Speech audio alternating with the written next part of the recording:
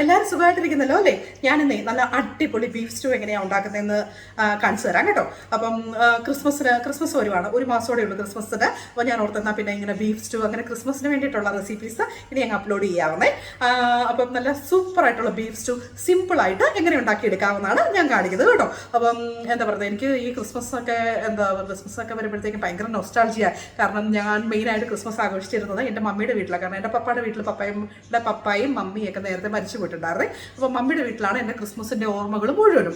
ഇപ്പോൾ ക്രിസ്മസിന് മെയിൻലി ആനിമേൻ്റെയാണ് അപ്പം സ്പെഷ്യലിസ്റ്റ്, മമ്മിയുടെ അങ്ങയുടെ ഭാര്യയാണ് കേട്ടോ. അപ്പോൾ നല്ല അടിപൊളി അപ്പം ഉണ്ടാക്കും എൻ്റെ മമ്മി. നല്ല സൂപ്പർ കട്ട്ലറ്റും നല്ല ഒന്നാന്തരം ബീഫ് സ്റ്റൂ ഒക്കെ ഉണ്ടാക്കും കേട്ടോ. അപ്പോൾ ആ ടേസ്റ്റൊക്കെയാണ് ഇപ്പോഴും നമ്മുടെ നാവിൽ നിൽക്കുന്നതും. അതുകൊണ്ടാണ് ഈ കുക്കിങ്ങിനോട് എനിക്ക് ഇത്ര ഇൻട്രസ്റ്റ് വന്നതും ഒക്കെ കേട്ടോ. അപ്പം എന്താ പറയുക, ഞങ്ങളുടെ വീട്ടിൽ എന്താ പറയുക, മമ്മിയുടെ വീട്ടിൽ എല്ലാവരും വരും. മമ്മിയുടെ സഹോദരങ്ങളും അവരുടെ മക്കളും കാര്യങ്ങളും ഒക്കെ വന്ന് നല്ല അടിപൊളിയായിട്ടാണ് ക്രിസ്മസ് സെലിബ്രേറ്റ് ചെയ്തുകൊണ്ടിരുന്നത് കേട്ടോ. അപ്പം ആ ഒരു ഓർമ്മയൊക്കെ നമുക്ക് അല്ലേ എന്നും ഉണ്ടാവുമല്ലോ. അപ്പം അവിടെ നിന്നൊക്കെ പഠിച്ച കുറച്ച് റെസിപ്പീസാണ് ഞാൻ ഈ ഇറക്കി വിടുന്നത് കേട്ടോ. അപ്പോൾ ഇതൊരു സിമ്പിളായിട്ടുള്ളൊരു ബീഫ് സ്റ്റൂ ആണ്. അപ്പം നെയ്യുള്ള ബീഫ് നോക്കി വാങ്ങിക്കാൻ നോക്കണേ. അപ്പം നെയ്യുള്ള ബീഫൊക്കെ ഉണ്ടെങ്കിൽ നമുക്ക് നല്ല അടിപൊളിയായിട്ട് ഉണ്ടാക്കിയെടുക്കാം. പിന്നെ എന്താ പറയുക, നിങ്ങൾക്ക് നിങ്ങളുടേതായ ചേഞ്ചസ് ഒക്കെ വരുത്താം. പക്ഷെ ഞാൻ എങ്ങനെയാണ് നല്ല സൂപ്പർ ബീഫ് സ്റ്റൂ ഈസി ആയിട്ട് ഉണ്ടാക്കുന്നതെന്ന് ഒന്ന് കണ്ടു നോക്കൂ കേട്ടോ.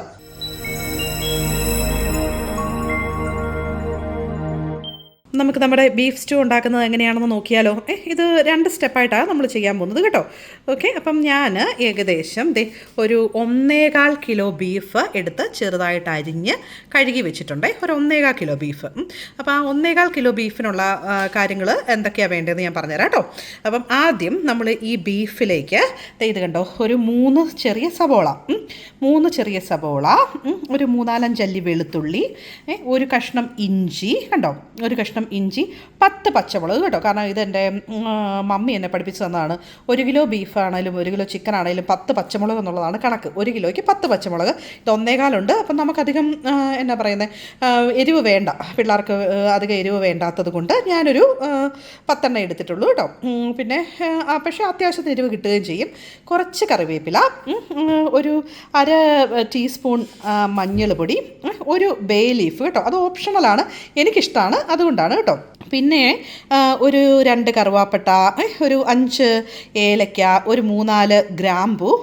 അപ്പം ഇത്രയും സാധനങ്ങൾ നമ്മൾ ആദ്യം അരിഞ്ഞ് ബീഫിലേക്കിട്ട് വേവിക്കുമേ. അത് കഴിഞ്ഞിട്ടുള്ള സ്റ്റെപ്പ് ഞാൻ കാണിച്ചു തരാം കേട്ടോ. നമുക്കത് വഴിയെ കാണാമേ. അപ്പം ഇത്രയും നമുക്ക് അരിഞ്ഞിട്ട് പ്രഷർ കുക്കറിലിട്ട് നമുക്കൊന്ന് വേവിക്കാമേ. എന്നിട്ട് തേങ്ങയുടെ ഒരു 2-ാം പാൽ ഞാൻ എടുത്ത് വെച്ചിട്ടുണ്ട് കേട്ടോ. അപ്പം മാഗി കോക്കനട്ട് മിൽക്ക് പൗഡറാണ് ഞാൻ യൂസ് ചെയ്തിരിക്കുന്നത്. ആ മാഗി കോക്കനട്ട് മിൽക്ക് പൗഡറൂടെ ഒഴിച്ചിട്ടാണ് നമ്മൾ വേവിക്കാൻ പോണത് കേട്ടോ. അപ്പോൾ പ്രഷർ കുക്കറിലേക്ക് നമുക്ക് ആദ്യം ബീഫ് ഇട്ട് കൊടുക്കാവേ. ബീഫ് ഞാൻ ഇട്ട് കൊടുത്തിട്ടുണ്ട്. എന്നിട്ട് അതിലേക്ക് കറിവേപ്പില, പിന്നെ നമ്മുടെ ബേ ലീഫ്, ഏലക്ക, ഗ്രാമ്പു, കറുവാപ്പട്ടയൊക്കെ എടുത്ത് വെച്ചിരുന്നത്, പിന്നെ നമ്മുടെ മഞ്ഞൾ പൊടി, കുറച്ച് മഞ്ഞൾ പൊടിയാണ് കേട്ടോ. കുറച്ച് ഞാൻ പറഞ്ഞല്ലോ, ഒരു 1/2 ടീസ്പൂൺ മഞ്ഞൾ പൊടി. പിന്നെ ഞാനിവിടെ കുറച്ച് പച്ചമുളക് നമ്മൾ അരിഞ്ഞ് വെച്ചിട്ടുണ്ടായിരുന്നല്ലോ, ഇഞ്ചി, വെളുത്തുള്ളി, പച്ചമുളക്, അതൊക്കെ ഞാൻ അരിഞ്ഞ് വെച്ചിട്ടുണ്ട്. പിന്നെ സബോള ഇടണം നമുക്ക്. അത് ഇഞ്ചി, വെളുത്തുള്ളി, പച്ചമുളക് ഇട്ട് തീർത്തോട്ടെ, തീരുന്നില്ല. അതിട്ട് സബോള ഇട്ടു. ഓക്കെ, അത് കഴിഞ്ഞിട്ട് നമ്മൾ എന്ത് ചെയ്യുന്നറിയോ, കൈ വെച്ച് നന്നായിട്ടൊന്ന് തിരുമ്മി കൊടുക്കും കേട്ടോ. നന്നായിട്ടൊന്ന് തിരുമ്മി പിടിപ്പിക്കും ഈ ബീഫിലേക്ക് ഇട്ട മസാലയെല്ലാം കൂടിയേ. ഓക്കെ, അപ്പം നമ്മൾ ഇതിലേക്ക് നമുക്ക് കുറച്ച്, ഞാനൊരു 1/2 ടേബിൾ സ്പൂണോളം ഉപ്പ് ഇപ്പോൾ ഇടുന്നുണ്ട്. പിന്നെ നമുക്ക് ആവശ്യത്തിന് ചേർത്ത് കൊടുക്കാമല്ലോ. ഇനി നമുക്കിത് കൈ വെച്ച് നന്നായിട്ടൊന്ന് തിരുമ്മി പിടിപ്പിക്കണേ. അപ്പം ബീഫ് ഞാൻ നന്നായിട്ട് കൈ കൊണ്ട് തിരുമ്മി പിടിപ്പിച്ച് വെച്ചിട്ടുണ്ട് കേട്ടോ, ഈ മസാലയെല്ലാം കൂടി. എന്നിട്ട് ശരിക്കും പറഞ്ഞു കഴിഞ്ഞാൽ ഉണ്ടല്ലോ, നന്നായിട്ട്, അതായത് ഇതെല്ലാം നന്നായിട്ടൊന്ന് പിടിക്കണമെങ്കിൽ ഏകദേശം ഒരു 1/2 മണിക്കൂർ മാരിനേറ്റ് ചെയ്ത് വെക്കണം. അതാണെങ്കിൽ നല്ലതാണ്. അപ്പം ഒരു 1/2 മണിക്കൂർ നിങ്ങൾ മാരിനേറ്റ് ചെയ്യാൻ മാറ്റി വെക്കുക. ഞാനത് ചെയ്തിട്ടുണ്ട്. ഇനി ഞാൻ ചെയ്യാൻ പോകുന്നത് എന്തെന്നറിയോ, നമ്മൾ എടുത്ത് വെച്ചിരിക്കുന്ന തേങ്ങാപ്പാൽ, തേങ്ങയുടെ 2-ാം പാലാണ്, ഏകദേശം ഒരു 3/4 കപ്പോളം ഉണ്ട്. അത് ഇതിലേക്ക് ഒഴിച്ചു കൊടുത്ത് അതും ജസ്റ്റ് ഒന്ന് മിക്സ് ചെയ്ത് കൊടുത്തിട്ട് നമുക്ക് അടച്ച് വെച്ച് പ്രഷർ കുക്കർ വെച്ച് വേവിക്കാം കേട്ടോ. പിന്നെ തേങ്ങയുടെ 2-ാം പാൽ ധാരാളം മതി. കാരണം നമുക്ക് എല്ലാവർക്കും അറിയാം ബീഫിൽ നിന്ന് ആവശ്യത്തിന് മിച്ചം വെള്ളം ഇറങ്ങും കേട്ടോ. ഇതാണ് ഫസ്റ്റ് സ്റ്റെപ്പ്. അടച്ച് വെച്ച് ഒരു 3 വിസിൽ കേട്ടോട്ടെ. നമ്മൾ വേവിക്കാനായിട്ട് പ്രഷർ കുക്കറിലേക്ക് വെച്ചിട്ടുണ്ട് കേട്ടോ. ഇനി ഒരു 3 വിസിൽ വന്നോട്ടെ. ഇതാണ് നമ്മുടെ ഫസ്റ്റ് സ്റ്റെപ്പ് കഴിഞ്ഞു. നമുക്ക് ഇനി ഞാൻ എടുത്ത് വെച്ചിരിക്കുന്ന സാധനങ്ങൾ കണ്ടോ. 1 ടേബിൾ സ്പൂൺ മല്ലി, ഹോൾ മല്ലിയാണ് കേട്ടോ. ഹോൾ മല്ലി, 1 ടേബിൾ സ്പൂൺ പെരിഞ്ചീരകം, ഒരു 2 ഏലക്ക, 2 ഗ്രാമ്പു, ഒരു ചെറിയ കറുവാപ്പട്ട, ഇത്രയും സാധനങ്ങൾ നമ്മൾ വറക്കാൻ പോവുകയാണേ. ഒരു ചെറിയ ഒരു പാൻ വെച്ചിട്ടുണ്ട്. അതിലേക്കിട്ട്, പാൻ നല്ല ചൂടായിരുന്നു കേട്ടോ. എന്നിട്ട് ഞാൻ അതിലേക്കിട്ട് ചെറുതായിട്ടൊന്ന് വറുത്തെടുക്കുക കേട്ടോ. നല്ല ഒരു സ്മെല്ല് വരുന്നത് വരെ ഒന്ന് വറുത്തിട്ട് നമ്മളിത് പൊടിക്കും കേട്ടോ. അപ്പോൾ ആദ്യം നമുക്കിതൊന്ന് വറുത്തെടുക്കാം. ഞാനിത് വറുത്തിട്ടേ മിക്സിയുടെ ജാറിലോട്ട് ഇട്ടിട്ടുണ്ട് കേട്ടോ. ഇപ്പോൾ സ്റ്റിൽ ചൂടുണ്ട്. എന്നിട്ട് തണുത്തിട്ട് നമുക്ക് പൊടിക്കാമേ. ആ സമയത്ത് ഞാൻ ഇത് കണ്ടോ, ഒരു കഷ്ണം ഇഞ്ചിയും ഒരു 3 വലിയ അല്ലി വെളുത്തുള്ളിയും കേട്ടോ. ഇത് തൊലി കളഞ്ഞിട്ട് നമുക്ക് നന്നായിട്ട് അരച്ചെടുക്കണേ. ഞാനേ നമ്മുടെ ഇഞ്ചി വെളുത്തുള്ളി അരച്ച് വെച്ചിട്ടുണ്ട്. ആ പൊടി ആക്കി വെച്ചിട്ടുണ്ട് കേട്ടോ. നമ്മുടെ മല്ലിയും പെരിഞ്ചീരകവും ഏലക്കയും ഗ്രാമ്പും കറുവാപ്പട്ടയോടെ പൊടിയാക്കി വെച്ചിട്ടുണ്ട്. ഇനിയാണ് ഇതിൻ്റെ മെയിൻ ടെക്നിക്ക് കേട്ടോ. ഞാൻ ഈ പാത്രത്തിൽ ഇത് കണ്ടോ വിനാഗിരി എടുത്ത് വെച്ചിട്ടുണ്ട്. ഇനി ഈ വിനാഗിരി ചേർത്തുണ്ടല്ലോ, ഇത് നമ്മൾ നല്ലപോലെ കുഴച്ച് വെക്കുവേ. അപ്പോൾ അരമണിക്കൂറോളം ഇരിക്കണം. കുഴച്ച് അരമണിക്കൂറോളം എന്തായാലും നമ്മുടെ ബീഫ് വേവാനായിട്ട് ആ സമയം എടുക്കും. ബീഫ് അടുപ്പേ കയറ്റിയ ഉടനെ നിങ്ങൾ ഈ പരിപാടി ചെയ്തോണേ. വിനാഗിരിയിൽ നമ്മൾ മസാല എല്ലാം കൂടെ കുഴച്ച് വെച്ചിട്ടുണ്ട് കേട്ടോ. ഇത് നമ്മുടെ ഇമ്പോർട്ടൻറ്റ് മസാലയാണ്. ഇതാണ് നമുക്ക് കറിക്ക് ടേസ്റ്റ് കൊടുക്കുന്നത് കേട്ടോ. മെയിൻ ഇൻഗ്രീഡിയൻ്റ് ആണ് ഇത്, നിങ്ങൾ മറക്കല്ലേ. നമ്മുടെ ബീഫ് അവിടെ ഇരുന്ന് വിസിൽ വരാറായിട്ടുണ്ടേ. നമ്മുടെ ബീഫേ വിസിൽ വന്ന് കേട്ടോ, ഒരു 3 വിസിൽ വന്ന് റെഡി ആയിട്ടുണ്ട്. അപ്പം ഞാൻ ആ സമയത്ത് ഇപ്പോൾ ഒരു പാൻ വെച്ചിട്ട് നമ്മുടെ സബോള നന്നായിട്ട് ചുവക്കെ വഴറ്റിയെടുക്കാൻ പോവുകയാണേ. അപ്പോൾ പാൻ ഒന്ന് ചൂടായി കഴിയുമ്പോൾ നമുക്ക് എണ്ണ ഒഴിക്കാവേ. ഓക്കെ, പാൻ ചൂടായിട്ടുണ്ട്. ഞാൻ 2 ടേബിൾ സ്പൂൺ എണ്ണ ഒഴിച്ചെടുത്തിട്ടുണ്ടേ. 2 ടേബിൾ സ്പൂൺ എണ്ണ. ഇപ്പം ആ എണ്ണയൊന്ന് ഇപ്പം തണുപ്പൊക്കെ ഇവിടെ മാറി വരുന്നേ ഉള്ളൂ. ഇപ്പോഴും വെളിച്ചെണ്ണയൊക്കെ കട്ട ഇട്ടേ തന്നെയാണ് ഇരിക്കുന്നത്. പിന്നെ വേറൊരു സംഭവം കാണിച്ചു തരാമേ. ഇത് കണ്ടോ, ഞാൻ കുറച്ച് നമ്മൾ നേരത്തെ എടുത്ത് വെച്ചിരുന്നില്ലേ, ആ എടുത്ത് വെച്ചിരുന്ന ഉരുളക്കിഴങ്ങും ക്യാരറ്റും കൂടെ അരിഞ്ഞ് വെച്ചിട്ടുണ്ട് കേട്ടോ. ചെറുതായിട്ട് അരിഞ്ഞല്ല, ഉണ്ടല്ലോ കഷ്ണങ്ങളായിട്ട് മുറിച്ച് വെച്ചിട്ടുണ്ട്. അപ്പോൾ അത് നമുക്ക് ബീഫിൻ്റെ ആവി പോയി കഴിയുമ്പോഴത്തേക്കിനും നമുക്ക് അതിലേക്ക് ഇത് ചേർത്തിട്ട് നമുക്ക് വേവിക്കാമേ. സവോള ചേർത്ത് കൊടുക്കാം. ഇനി ഇത് നല്ല ഗോൾഡൻ ബ്രൗൺ കളർ ആകുന്ന വരെ വഴക്കണം കേട്ടോ. അതൊരു ഇമ്പോർട്ടൻറ്റ് സ്റ്റെപ്പാണ്. ആ സ്റ്റെപ്പ് മിക്സ് ചെയ്യരുത് കേട്ടോ. ഗോൾഡൻ ബ്രൗൺ കളർ ആകുന്ന വരെ നന്നായിട്ട് വഴറ്റിയെടുക്കണം. അപ്പോൾ നമ്മുടെ ബീഫ് ഒരു 3/4 വെന്തിട്ടുണ്ട് കേട്ടോ.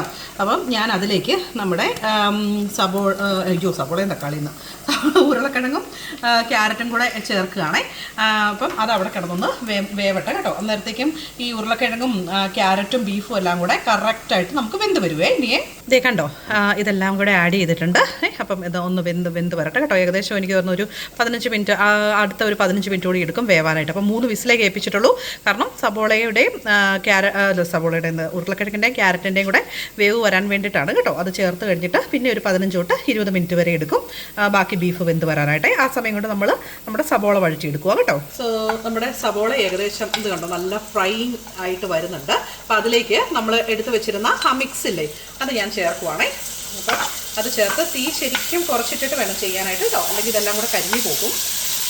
അപ്പം അത് നന്നായിട്ട് ചേർത്തൊരു 3 മിനിറ്റ് വരെ ഇതിൻ്റെ പച്ചമണം മാറുന്നത് വരെ വഴറ്റി കൊടുക്കണേ.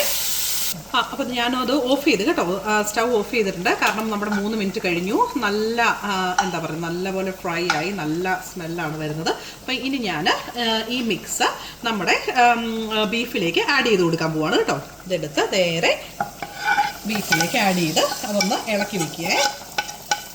ഇനി ഈ മസാല കിടന്ന് വേണം ബാക്കി ബീഫ് വേവാനായിട്ട് കേട്ടോ. ഇത് കഴിഞ്ഞിട്ടുള്ള സ്റ്റെപ്സ് ഇനി വളരെ ഈസിയാണ്. നമ്മൾ ഇനിയിപ്പോൾ തേങ്ങയുടെ 1/4 പാലും കൂടെ ഒഴിക്കുന്നേ ഉള്ളൂ. അപ്പം നമുക്ക് ഇതൊന്നും ആയിക്കോട്ടെ കേട്ടോ. ഇനി മസാല കിടന്ന് ബീഫ് അങ്ങോട്ട് വേവട്ടെ. കുറച്ച് കറിവേപ്പിലയും കൂടെ ആഡ് ചെയ്ത് കൊടുക്കാം കേട്ടോ. കറിവേപ്പില, ഉപ്പ് ഇത്യാദി സാധനങ്ങൾ ഈ സമയത്ത് നമുക്ക് ആഡ് ചെയ്ത് കൊടുക്കാവുന്നതാണ് കേട്ടോ. നല്ല സ്മെല്ലാണ്. അതായത് കറി ഇപ്പം തന്നെ എന്താ പറയുന്നത്, ഏകദേശം 90% കറിയുടെ പരിപാടി നമ്മൾ ചെയ്ത് വെച്ചു. അപ്പം നല്ല ടേസ്റ്റാണ് ഇപ്പം തന്നെ. അപ്പം ഇനി തേങ്ങയുടെ 1/4 പാലൂടെ ചേർത്ത് കഴിയുമ്പോൾ നല്ല അടിപൊളി കറിയായിട്ട് മാറുവേ. നമ്മുടെ ബീഫ് അപ്പുറത്തിരുന്ന് ആകുന്നുണ്ട് കേട്ടോ. അപ്പോഴത്തേക്ക് ആ സമയം കൊണ്ട് നമുക്ക് 2 അപ്പം കൂടെ ഇങ്ങനെ ചുട്ടെടുത്തേക്കാവേ. ഞാൻ ഇതുവരെ 1/4 പാൽ ഒഴിച്ചിട്ടില്ല. അതുകൂടെ അല്ലേ ഉള്ളൂ നമുക്ക് പണി. അപ്പം ഇനി ആ പൊട്ടറ്റോ ഒക്കെ വേവുന്ന സമയം കൊണ്ട് നമുക്ക് 2 അപ്പം ചുട്ടെടുക്കാം. അപ്പത്തിൻ്റെ മാവിൻ്റെ റെസിപ്പി ഞാൻ നേരത്തെ കൊടുത്തിരുന്നു. നിങ്ങളത് നോക്കി ഉണ്ടാക്കാൻ ശ്രമിക്കുക കേട്ടോ. നമുക്കൊരു പൂവപ്പം ഉണ്ടാക്കി നോക്കിയാലോ. ഇത് കണ്ടോ, പൂവപ്പം ഉണ്ടാക്കാനായിട്ട് ഇങ്ങനെ ചെയ്താൽ മതി കേട്ടോ. എളുപ്പമാണേ. കണ്ടോ, ഇപ്പം സൈഡിലേക്ക് ഇങ്ങോട്ട് വളരെ ഈസി ആയിട്ട് നമുക്ക് പൂവപ്പം ഉണ്ടാക്കിയെടുക്കാമേ.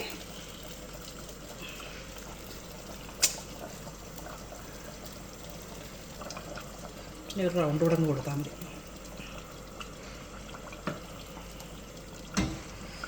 ഇനി നമുക്ക് വേവിക്കാം.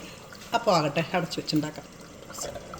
ബീഫ് നന്നായിട്ട് വെന്തിട്ടുണ്ട് കേട്ടോ. അപ്പം ഞാൻ തേങ്ങയുടെ 1-ാം പാൽ ഏകദേശം ഒരു വലിയ കപ്പോളം 1.5 കപ്പോളം തേങ്ങാപ്പാൽ ഇതിലേക്ക് ഒഴിച്ചു കൊടുക്കുകയാണ്.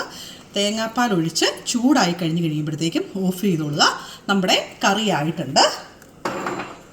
നന്നായിട്ടൊന്ന് ഇളക്കി കൊടുക്കുക.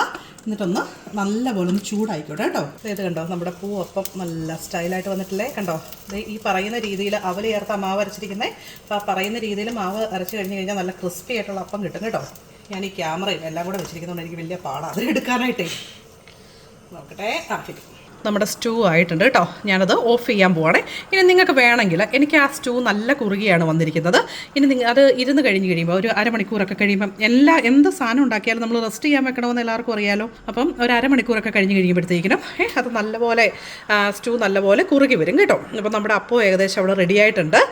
ഇനി നമുക്കൊന്ന് സെർവ് ചെയ്യാം. നിങ്ങൾക്ക് വേണമെങ്കിൽ കാഷ്നട്ട് അരച്ച് ചേർക്കാം, മല്ലിയില ചേർക്കാം. ഓരോരുത്തർ ഓരോ രീതിയിലാണ് ചേർക്കുന്നത്. ഓരോരുത്തർക്ക് ഓരോ ടേസ്റ്റാണ്. പക്ഷേ ഈ സ്റ്റൂവിന് ഇപ്പം ഞാൻ വെച്ചിരിക്കുന്നത് ഒന്നും ചേർക്കണ്ട, നല്ല ടേസ്റ്റായിട്ടാണ്. ഇനിയിപ്പോൾ നിങ്ങൾക്ക് എന്തെങ്കിലും, ഞാൻ പറഞ്ഞല്ലോ, നിങ്ങൾ വെക്കുമ്പോൾ എന്തെങ്കിലും ടേസ്റ്റ് കുറവ് തോന്നിയിട്ടുണ്ടെങ്കിൽ കാഷ്നട്ട് അരച്ച് ചേർത്താണ്ടാൽ മതി കേട്ടോ. വേണ്ടേ, നമ്മുടെ അപ്പവും സ്റ്റൂവും റെഡി ആയിട്ടുണ്ട്. കണ്ടോ, നല്ല 1-ാം തരം സ്റ്റൂവും നല്ല പൂവപ്പവും കണ്ടോ. അപ്പമൊക്കെ നല്ല 1-ാം തരം അടിപൊളി അപ്പമായിട്ടാണ് വന്നിരിക്കുന്നത് കേട്ടോ. അപ്പം നിങ്ങൾ ക്രിസ്മസിന് ഇങ്ങനെ ഉണ്ടാക്കാൻ നോക്കുക കേട്ടോ. മട്ടണും ചിക്കനും എല്ലാം ഇതുപോലെ തന്നെയാണ് വയ്ക്കുന്നത്, പ്രത്യേകിച്ച് വ്യത്യാസമൊന്നുമില്ല. അപ്പം നിങ്ങളൊന്ന് ട്രൈ ചെയ്ത് നോക്കുക കേട്ടോ. ബീഫ് സ്റ്റൂ ഉണ്ടാക്കുന്നത് എങ്ങനെയാണെന്ന് കേട്ടല്ലോ. അടിപൊളിയല്ലേ, ഈസി അല്ലേ, സിമ്പിൾ ആൻഡ് ഈസി കുക്കിംഗ്. ഞാൻ അതാണ് ഓൾവേസ് എയിം ചെയ്യുന്നത് കേട്ടോ. അപ്പം നിങ്ങൾ ഈ ബീഫ് സ്റ്റൂ ഒന്ന് ക്രിസ്മസിന് ഒന്ന് ഉണ്ടാക്കി നോക്കണേ. അത് മുമ്പ് വേണേൽ ഒന്ന് പരീക്ഷിച്ച് നോക്കിക്കോളൂ കേട്ടോ. അപ്പം നിങ്ങൾക്ക് ഇപ്പോൾ ഈ ബീഫ് സ്റ്റൂവിന് ഞാൻ പറഞ്ഞില്ലേ, എന്തെങ്കിലും ഒരു ടേസ്റ്റ് കുറവോ അല്ലെങ്കിൽ നിങ്ങൾക്ക് കുറച്ചുകൂടെ റിച്ച് ആയിട്ട് ബീഫ് സ്റ്റൂ വേണമെന്നൊക്കെ തോന്നുവാണെങ്കിൽ കാഷ്നട്ട് അരച്ച് ചേർക്കാം. പിന്നെ ഇതിൽ ചിലർ ബീഫ് സ്റ്റൂവിൻ്റെ ലാസ്റ്റ് നമ്മുടെ കുഞ്ഞുള്ളിയില്ലേ, ചുവന്നുള്ളി അരിഞ്ഞ് നെയ്യിൽ എന്താ പറയുക വഴറ്റി ചേർക്കുന്നവരുണ്ട്. അപ്പം നല്ല നെയ്യുള്ള ബീഫാണെങ്കിൽ നമുക്കിതിൻ്റെ ആവശ്യമില്ല കേട്ടോ. പിന്നെ ബീഫ് സ്റ്റൂവിലേക്ക് എന്താ പറയുക, നമ്മുടെ ഗ്രീൻ പീസ് ചേർക്കുന്നവരുണ്ട്. അപ്പം നിങ്ങൾക്ക് ഗ്രീൻ പീസൊക്കെ ഇഷ്ടമാണെങ്കിൽ നിങ്ങൾ ചേർത്തോളുക. അപ്പം നിങ്ങളുടേതായ കാര്യങ്ങൾ എന്താ പറയുക, നിങ്ങൾക്ക് ഇഷ്ടമുള്ള വെജിറ്റബിൾസ് നിങ്ങൾ ആഡ് ചെയ്യുക. സോ ഇങ്ങനെയാണ് ഞാൻ ബീഫ് സ്റ്റൂ ഉണ്ടാക്കുന്നത്. പിന്നെ എന്താ പറയുക, പക്ഷേ ഇത് എന്താ പറയുക അടിപൊളി ടേസ്റ്റാണ്. നിങ്ങളൊന്ന് ട്രൈ ചെയ്യണം കേട്ടോ. പിന്നെ ആ പൂ പോലുള്ള അപ്പം ഉണ്ടാക്കുന്നത് എങ്ങനെയാണെന്ന് കണ്ടല്ലോ, വളരെ സിമ്പിളാണ്. ജസ്റ്റ് ചട്ടി അങ്ങോട്ടും ഇങ്ങോട്ടും എന്താ പറയുക, മുമ്പോട്ടും പുറകോട്ടും ലെഫ്റ്റിലേക്കും റൈറ്റിലേക്കും ഒക്കെ ഒന്ന് ആക്കി കൊടുത്തു കഴിഞ്ഞാൽ നല്ല പൂ പോലുള്ള അപ്പവും നിങ്ങൾക്ക് ഉണ്ടാക്കി എടുക്കാവേ. അപ്പം ഈ ക്രിസ്മസ് വെച്ചിട്ട് ഡിഫറെൻ്റ് ആയിട്ട് പൂ പോലെ ഉള്ള അപ്പമൊക്കെ ഉണ്ടാക്കി ടേബിളിൽ ഇട്ടങ്ങ് സെറ്റ് ചെയ്ത് നല്ല 4 ഫോട്ടോ എടുത്ത് ഫേസ്ബുക്കിൽ അപ്ലോഡ് ചെയ്യാനേ, അല്ലെങ്കിൽ ഇൻസ്റ്റാഗ്രാമിൽ ഇട്ടോളാനേ. ഓക്കെ, അപ്പം കൂടുതൽ ക്രിസ്മസ് മെനൂസും റെസിപ്പീസും ഒക്കെ ആയിട്ട് വരാം കേട്ടോ. നിങ്ങൾക്ക് എൻ്റെ വീഡിയോസ് ഇഷ്ടപ്പെടുന്നുണ്ടെങ്കിൽ, ഞാൻ ഉണ്ടാക്കുന്ന എന്താ പറയുക, ഞാൻ കാണിച്ചു തരുന്ന മെനൂസ് നിങ്ങൾക്ക് താല്പര്യം ഉണ്ടെങ്കിൽ നിങ്ങളത് പരീക്ഷിച്ച് ഇഷ്ടപ്പെട്ടിട്ടുണ്ടെങ്കിൽ മാത്രം ലൈക്ക് ചെയ്യുക, സബ്സ്ക്രൈബ് ചെയ്യുക, ഷെയർ ചെയ്യുക. അടുത്ത റെസിപ്പി ആയിട്ട് അടുത്ത ആഴ്ച കാണാം. ബൈ.